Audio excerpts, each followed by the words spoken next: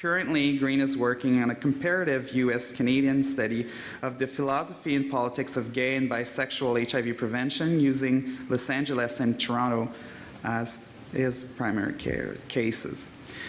Now, I would like, please join me in welcoming Dr. Green.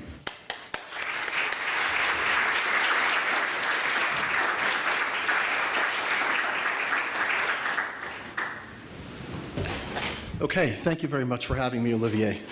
This is going to be a particularly interesting session, I think, because I'm actually going to go and make some observations that go directly against the grain of some of Olivier's sentiments, and I believe some of the sentiments of this conference. And in that sense, I hope that my talk will serve as a kind of point of departure for a critical conversation about how we think about HIV prevention. I don't in any way pretend to have definitive answers, to be sure. I do, however, have some important questions that I'd like to pose today and some observations about our past prevention research and some of the prevention work that followed from that research. I also have a perspective that I'd like to share about how prevention is produced. And I offer this perspective, critical perspective, to encourage us to become more self-aware, or in sociological terms, more reflexive, about the biases that we all typically bring to the prevention field, biases that come out of our own particular location within that field. And here I'm especially concerned with biases that grow out of the particular interests of our own professions or our own organizations and their reproduction. And I'm concerned about the lenses that shape what we see, given our specific disciplinary backgrounds, be they in public health or epidemiology or sociology or psychology or social work and the like.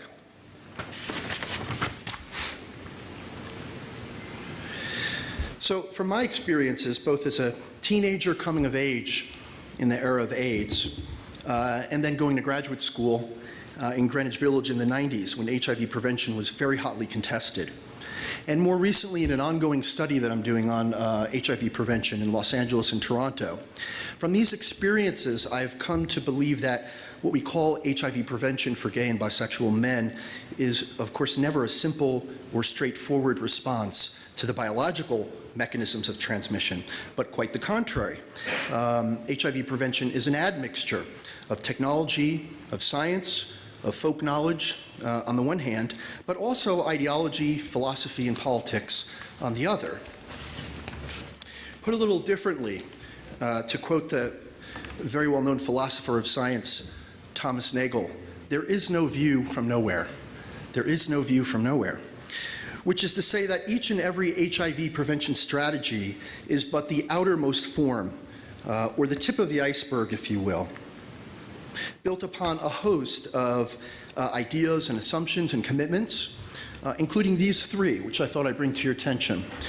First, assumptions concerning the psychology of the sexual actor, meaning what do we think motivates him? Is he a rational or an irrational decision maker? What kinds of meanings does he have about sex, about love, about intimacy, about risk? And is it possible to change or engineer his sexual practices over a lifetime? So that's one major kind of almost philosophical and often disciplinary assumption that shapes what people think about when they construct prevention strategies. Second, the relative importance of sexual pleasure versus risk containment. And here I have in mind both the values of the sexual actor in terms of how the sexual actor thinks about this balance to the extent that they're mutually exclusive. But really, as importantly, I'm also interested in the values of those who create prevention strategies. So how do the architects of prevention weigh the relative importance of risk and pleasure to the extent that these two are opposed to one another? Because that has a lot to do with how we think about prevention and how we think about ending the epidemic. And finally, three, attributions of expertise, meaning do the architects of prevention attribute expertise primarily to biomedicine or to social science or to maybe local and indigenous folkways or some combination therein? Now, with these building blocks in mind, I suggest that the history of HIV prevention is not only a prevention of prevention techniques, but much more a history of politics and philosophy and idea systems that reflect the societies in which we live and our positions within those societies. And that's really the point of arrival for my talk today, that the history of prevention brings together a wide range of people and organizations. And these people and organizations and entities and government bodies are all united by a common goal to end the epidemic, but they bring their own particular sensibilities and their own particular disciplinary dispositions and their own professional interests. And these bear on what they put forward as the right way to do prevention. Now, I do not in any way intend to discredit any of these perspectives, but merely to point out that their potential to impact the way we move forward with prevention, for the better and maybe for the worse. And in this respect, today I'm going to play a bit of devil's advocate with you to generate a hearty conversation. And I'm going to work a little bit against the grain of the orthodoxies that I think some of us as social scientists and maybe ASO prevention personnel tend to hold. And I'm going to do this by posing two basic questions. And then I'm going to take cover hiding behind the podium. One, what have we learned in 30 years about why gay and bisexual men have unprotected anal intercourse? What have we learned? Two, given decades of behavioral interventions for gay and bisexual men, what is the historical trajectory of rates of HIV transmission among MSM in North America, in Western Europe, in Scandinavia, and in Australia? So today I'm going to offer some observations about these two questions, and then toward the end of the talk, with that established, I'm going to step back a bit, and I'm going to think about what we might want to take from this history with respect to moving beyond behavior, which I think is a very good, a very important way to frame this conference. Moving beyond behavior in HIV prevention. So to begin, let me start with a little figure that I've come up with. I don't know if you can read it. You should be able to. So this is a rough timeline that I put together of prevention approaches as they've emerged in the last 30 years. So you can sort of read it like a clock. The figure, let me caveat, is meant primarily for illustration purposes to trace the general arc of HIV prevention in the US and Canada. It is not a precise historical rendering, nor an exhaustive one, for a few reasons.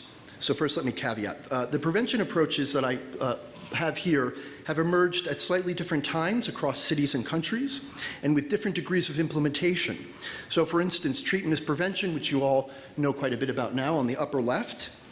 That seems to have developed faster and with greater force in the west coast of the US than the east coast, and is still weaker in its development in Canada on the whole, but certainly coming here. So these approaches also emerge with greater or lesser dominance. So as an example, in the US, cognitive behavioral approaches were very dominant in the late 1990s and early 2000s when they were underwritten by the CDC Debbies. But that's been far less uniformly true in Canada, I think. So starting at the top right, what we see here is that HIV prevention begins in the mid-1980s with a kind of biomedical or technical fix, which is the condom. And then reading clockwise, if you go all the way around, fast forward, you see that prevention is now returning to biomedicine as treatment as prevention gains momentum and overshadows, some fear will overshadow behavioral interventions. And that certainly seems to be true in the US. So in a sense, we have a kind of historical loop in the history of prevention. Now, when HIV first hit in the mid-1980s, it was widely held that individuals were more or less rational actors who, much like an actuarial analyst, would calculate the costs and benefits of health information and act accordingly to minimize their risk. And this assumption was part of a simple health psychology that was taught in public health 101 classes around North America, and it dominated the early days of prevention. So condom distribution and safe sex education and skills building approaches are all relatively more or less built on this health psychology. That is, not only did the condom provide a simple and cost-effective technical solution, it was also reasonable to assume that gay and bisexual men would use them to protect their own health once properly educated, or so the logic went.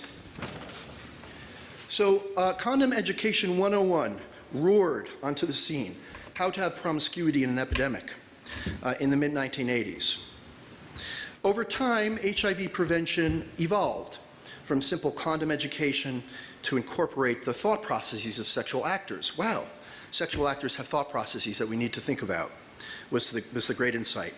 But when this occurred, it largely occurred within the framework of cognitive behavioral science, which originated from US departments of behavioral science in the 50s. So by the early 1990s, behaviorist-type theories reigned in the HIV prevention science literature, and it traveled under names like the health belief model and the theory of reasoned action. I suppose many of you know this all quite well, but just for those that don't, so here's a quick quote I threw in from Rosenstock, who summarizes the sort of paradigmatic instance of cognitive behavioral approaches in the health belief model. So I'll read this very quickly. In general, it is now believed that individuals will take action to ward off, to screen for, or to control ill health conditions if they regard themselves as susceptible to the condition. They will also take action if they believe the health condition to have potentially serious consequences. If they believe that a course of action available to them would be beneficial in reducing either their susceptibility to or the severity of the condition, and if they believe that the anticipated barriers to or costs of taking the action are outweighed by its benefits. So that's the health belief model, and again, it's sort of paradigmatic of cognitive behavioral approaches. Now, looking at prevention from a sociological perspective, it's not really surprising that this kind of very individual-oriented rational actor model would gain the strength that it did in the 1990s, particularly in the US, where risk eradication rather than risk negotiation was the law of the land. As Gary Dowsett has noted, sociologists and anthropologists and human psychologists, many of whom may be represented in this group today, they've really never held a strong position in HIV prevention science. And the insight that these disciplines could have contributed were pretty slow to mature. And what this meant was that fundamental ideas about how sexual actors are meaning-making, how they engage in sex lives from particular cultural contexts, those kinds of insights went untapped for too long. And the result was that a whole lot of prevention research in the 1990s, and even today to a certain extent, operates under a very restricted paradigm that simply does not sufficiently reflect who the sexual actor is, how he makes decisions about sex and risk, and perhaps most importantly, how his behavior might be systematically changed. Nevertheless, by the mid-1990s, it was widely acknowledged in the literature that condom education, while essential, was itself not sufficient to reduce rates of transmission to below the epidemic threshold. So in response to new waves of HIV infection through the 90s and forward, a growing body of literature sought to uncover the social and the psychological factors that have been associated with unprotected anal intercourse.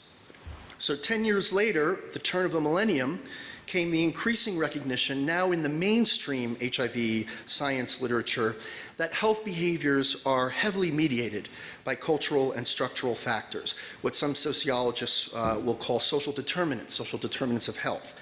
So there really has been headway in the literature, and you do see a kind of evolution in the way people are thinking about prevention from a very kind of simple cognitive behavioral model to a more complex, culturally nuanced, and structurally sensitive model.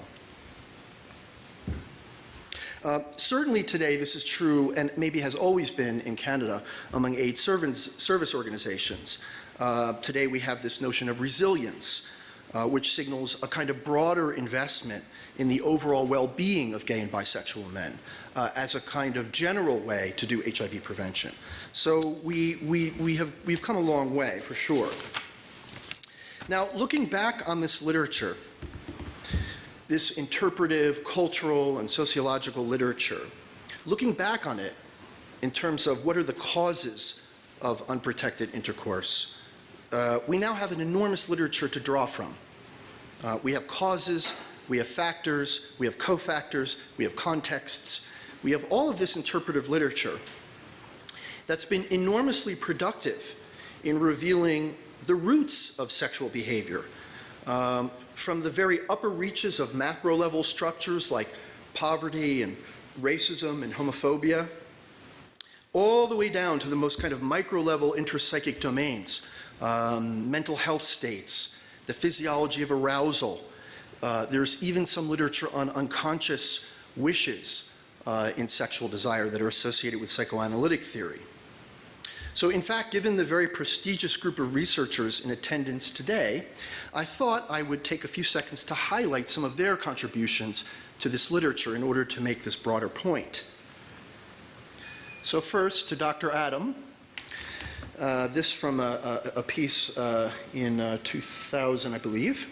So Barry Adam and colleagues give us the classic kind of interpretivist or sociological inquiry.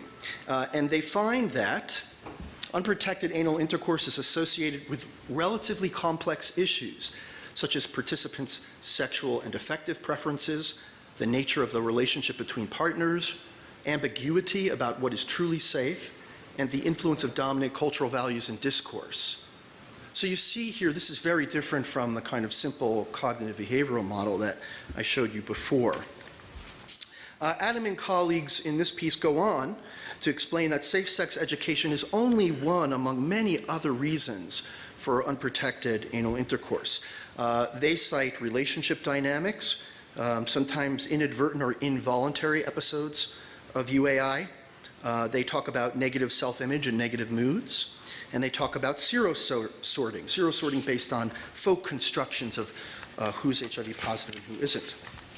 So I saw my colleague and friend Trevor Hart come in a bit earlier. Trevor Hart is a psychologist who finds that race, age, and education in his particular study were actually not correlated with unprotected anal intercourse among MSM, but that HIV optimism, in fact, was quite important.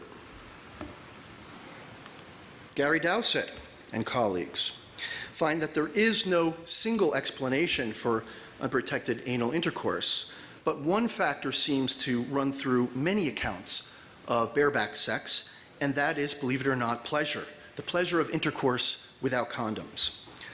So he writes, he and his colleagues write, there was no homogeneity that could identify a clear point of intervention for behavior change. Yet the issue of the pleasure and intimacy experienced having condomless sex was very frequently present as a potent force that men could not or did not want to control. And then Adam Isaiah Green, quite a strange person. I don't know if you've had the opportunity to meet him, but yeah, bolt as soon as you see him in a room. Green studied the effects of club drugs on sexual practice, and more recently he examined how sexual status orders are related to sexual negotiation. So here Green writes, sexual decision-making is rarely as simple of unidimensional processes, but rather grows out of a complex assemblage of emotional states and meanings associated with identity and self-worth. A low-status partner may expand the parameters of acceptable sexual risk in the context of sexual exchange with men from a higher status group. So here, Green finds that the antecedents of unprotected intercourse are found in part in the social worlds in which gay and bisexual men socialize. And in those worlds, sexual desirability is distributed unevenly, producing a sexual status hierarchy that can affect the decision to use condoms or not.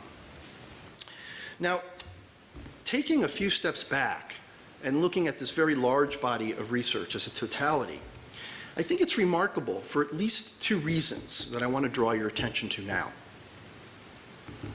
First, the literature tends to make this profoundly interesting point that sexual desire and sexual practice are deeply bound up with everything else in the world, from broader structures related to identity and power and inequality, to mental health states such as anxiety and depression, to our deepest desires around being intimate with others, and to the implicit meanings that we tend to bring to sex, like meanings around semen exchange or bareback sex. In other words, researchers find a very broad set of factors that are correlated with unprotected anal intercourse. Thus, they emphasize the complexity of sexual decision-making, a complexity that in a certain way we all know, but in a certain way we may underestimate. So I want to just go back to Gary Dowsett for a moment. You'll see I've underlined a part of his quote. There was no homogeneity that could identify a clear point of intervention for behavior change. There was no homogeneity that could identify a clear point of intervention for behavior change. And precisely for this reason comes my second point. It becomes clear that the underlying things that motivate us to have unprotected intercourse are nearly infinite. Allow me to linger for a moment on this point. Barry Adams, I'm returning to exactly to the quote I presented before. Unprotected anal intercourse is associated with relatively complex issues. Adam, I agree. Sexual decision-making is rarely a simple unidimensional process, but rather grows out of a complex assemblage, ... And again, Gary Dowsett, there was no homogeneity that could identify a clear point of intervention for behavior change. So I'm going to give you an image now. Another way to think about this is to consider shining a flashlight into a dark room. And every direction we shine that light, the light of our attention, reveals something new. A sexual status order over here, a top and bottom dynamic over there, poverty to the right, minority stress to the left. Look up and find self-esteem and self-efficacy. Look down and find the power of sexual arousal. Or how about the excitement of transgression? You've seen that literature, right? Or how about the ecstasy of receiving another man's semen in one's body, Walt Odets? How about drugs and disinhibition, or anxiety and depression, or the desire for intimacy and merger? Or how about condom fatigue? Or how about showing trust in one's partner, or the desire to escape the ordinary? Or how about just the wish to become HIV positive once and for all, to just get the whole fucking thing over with, right? So I could go on and on and on here, and I know some of you have read enough of this literature to know. So the point is not to suggest, I'm not suggesting that any of these theories are wrong.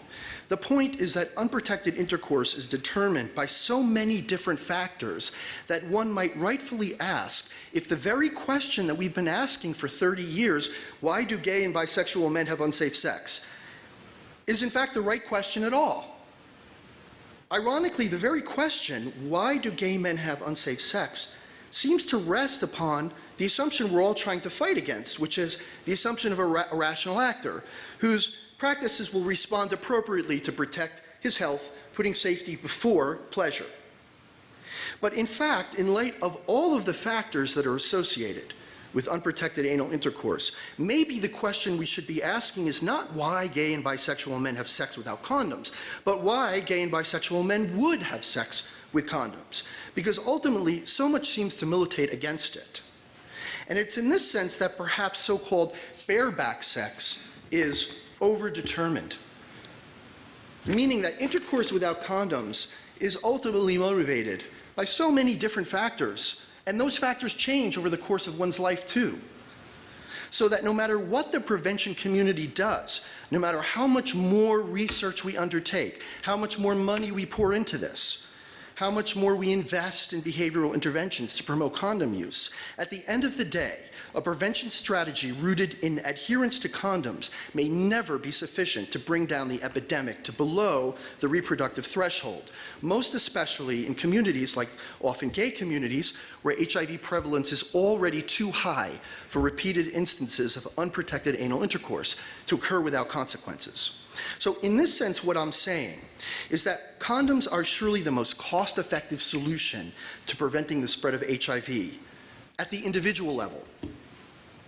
And while it surely makes sense to focus prevention efforts on condom promotion for the sake of individual health, it may be that stopping the epidemic at the community level, meaning putting an end to the epidemic once and for all, is another kind of problem altogether.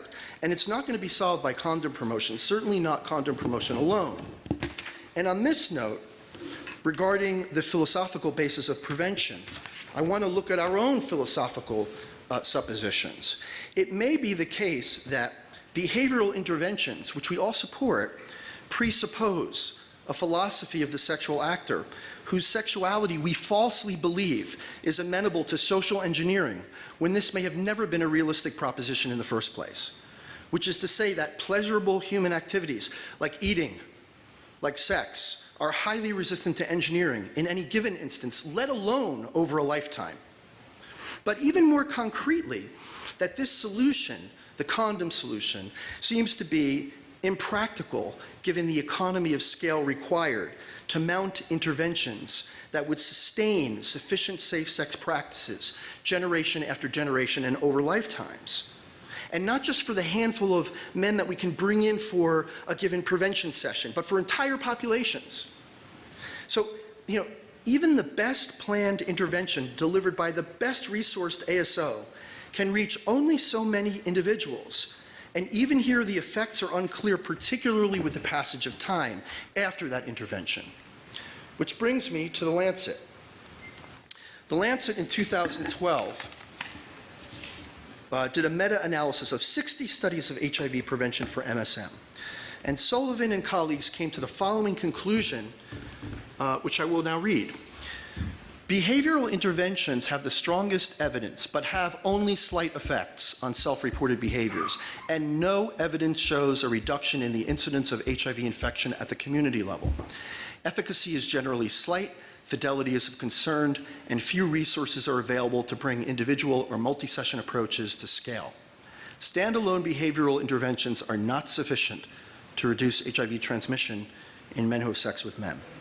So, in short, the data suggests that neither condom promotion nor behavioral interventions based in condom promotion have ever been sufficient to shut down the reproduction of the epidemic. Which is not to say, and I need to caveat this very carefully and take a nice swig of water in the process. I'm not saying that there haven't been remarkable instances of success with behavioral interventions. There have been. We know, for example, among gay and bisexual men in the late 1980s in North America, and Western Europe, and Australia. But when we take the long view, I'm asking you to take the long view today, and we look at HIV infections over, let's say, the past 20 years, there are some variations, but in general, rates of new HIV diagnoses have not sufficiently subsided among MSM, but have remained more or less stable with some blips here and there, and in some cases, even such as the UK, diagnoses have actually been unidirectionally increasing for many years. So let me just show you a quick snapshot of this data. I'm going to just go around the globe for a bit. Here are new diagnoses in British Columbia, and the orange at the top is the MSM line. And this is from the period of 2002 to 2011, so you've got 9 years there. So you can see from that orange line that new diagnoses of HIV among MSM in British Columbia have remained somewhat stable with a few little blips here and there. In Canada as a whole, from 1998 to 2008, you see there's a drop in 99 and some blips there, and then, if you were to draw a line, it's certainly not an exact linear line, but it's nevertheless the line is in the upward direction over time. In the US, 94 to 2003, you see similarly. In England and Wales, the BBC reports that the number of gay and bisexual men being diagnosed with HIV in the UK reached an all-time high in 2011, which is exactly the year beyond what this figure shows. Belgium. This is a figure of MSM, new diagnoses, divided by age. So blue is 20 to 29, and the grays are 30 and above. And that's from the period of 99 to 2008. Again, no decline. In fact, an increase. The Netherlands, the purple represents MSM. And this runs between 1985 to 2002. So this is the sort of broadest historical representation of this trajectory of new diagnoses. Again, what we see is a growing rate of diagnoses and still remaining quite high, the high end of that in 2000 and, well, there it's 2001, but this has continued. Okay, now, some caveats, right? Some of you will say, well, look, new diagnoses don't necessarily mean new infections. It could just be an artifact of campaigns to get people to test. Well, that's true, but overall, if you take these figures comprehensively, they do suggest that despite many different forms of behavioral interventions, think about all the countries we're talking about here, all the different prevention techniques. What this suggests is that the prevention work has not abated HIV transmission. It's a bit like a never-ending tsunami. HIV continues to hit our shores with wave after wave of new infection, so that just when we think we may have the upper hand on the virus, it seems to elude our prevention campaigns, or it calls for a continuous reinvention of those campaigns and adaptation of those campaigns to ever new target populations. Indeed, with respect to ending the HIV/AIDS epidemic once and for all, we may really need to move beyond behaviors in some sense. So let me bring you back to the beginning of this talk with this historical loop. So here we are at the present moment with this sort of impending shift toward biomedical interventions, this time not in the condom, but in the form of PrEP and PEP and the treatment as prevention paradigm. Now, at the moment, as I'm aware, Canada has not really caught on to the degree that it has in some major cities in the US. I know in the US, in LA, in San Francisco, in New York, some doctors are regularly prescribing off-label use of antiretroviral drugs to high-risk HIV-negative patients. The Center for Disease Control is now creating DEBIs for drug adherence. But surely we know that this biomedical tide is coming to Canada already, thence this conference. So look, to be sure, there's a naive biomedical optimism that comes with treatment as prevention. It seems to assume, again, it makes the mistake of assuming, again, a rational actor, whereby individuals will proactively seek and maintain medical treatment to lower their viral load or maybe prevent infection in the first place. And in this sense, we know, many of us know and do research on this, that treatment as prevention is by no means a simple panacea, not the least because of real problems around drug adherence, the problem of funding these drugs equitably. There may also be a real danger of creating drug-resistant strains of HIV owing to inconsistent adherence. Maybe some folks gain a false sense of immunity when taking these drugs, when in fact even undetectable viral loads in the blood do not indicate always undetectable viral loads in the semen. And then there's the very tricky issue of sexually transmitted infections, which can cause spikes in blood levels of the virus. So we know all of these things, but nevertheless, all of these pitfalls in mind, I think it's imperative to embrace the tools that medicine and pharmacology can give us, because ultimately without them, if history is any indication, we may never end the HIV epidemic. Because at the end of the day, engineering sexual behavior may simply be too complex and too resource intensive to accomplish at the population level and for a period of time sufficient to end the epidemic. So this is not to suggest that we should just throw our hands up and pass the baton with a big smile on our face to biomedicine. But at minimum, I think, we need to look at both what we have and have not been able to accomplish with behavioral interventions and condom promotion. And it is in this sense that I suggest that we need to really try to expand our horizons and look beyond behaviors and, in a certain extent, beyond condoms to forge a strong partnership with biomedicine, a partnership. I'm not saying pass the baton, I'm just saying a partnership. Not the least because ending the epidemic through biomedicine will not happen in the hands of epidemiologists alone. In fact, it will require a comparably strong social programming that brings gay and bisexual men from all walks of life to see the value of treatment as prevention and to be empowered to access and sustain treatment as prevention. And I'm going to leave this here. Thank you.